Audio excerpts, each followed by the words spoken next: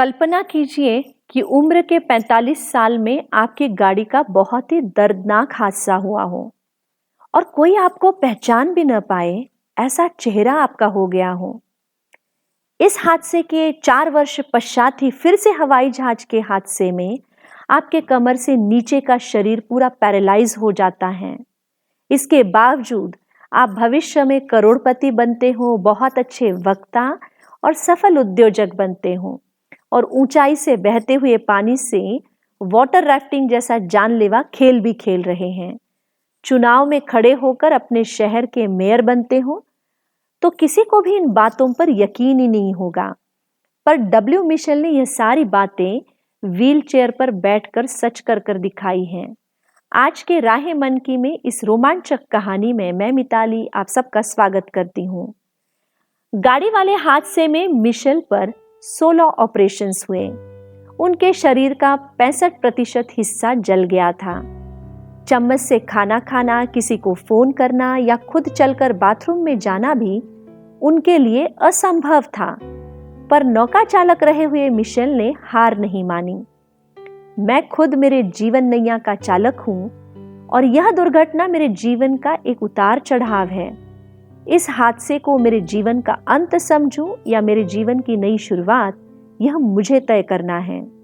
6 महीने के बाद ही मिशेल ने फिर से हवाई जहाज उड़ाना शुरू कर दिया। उन्होंने कोलोराडो राज्य में एक घर, कुछ जमीन और एक जहाज खरीदकर अपने 2 दोस्तों के साथ कंपनी शुरू की। 4 साल बाद खुद का हवाई जहाज चलाते वक्त ही उनका दूसरा हादसा हुआ, जिसमें उनके रीढ़ की 12 हड्डियों में फ्रैक्चर आया और कमर के नीचे का हिस्सा लकवाग्रस्त हो गया। यह क्या हो रहा है मेरे जीवन में? मैंने ऐसे कौन सा पाप किया जो इतने कठिन हालात से मुझे गुजरना पड़ रहा है? सामान्य व्यक्ति के मन में उठने वाले सवालों ने मिशेल को घेर लिया, लेकिन फिर से मिशेल ने परिस्थिति का स्वीकार किया और परिश्रम करते करते स्वयं को आत्मनिर्भर बनाया। बाद में वह कांग्रेस पार्टी के चुनाव में जीतकर अपने शहर के मेयर बने।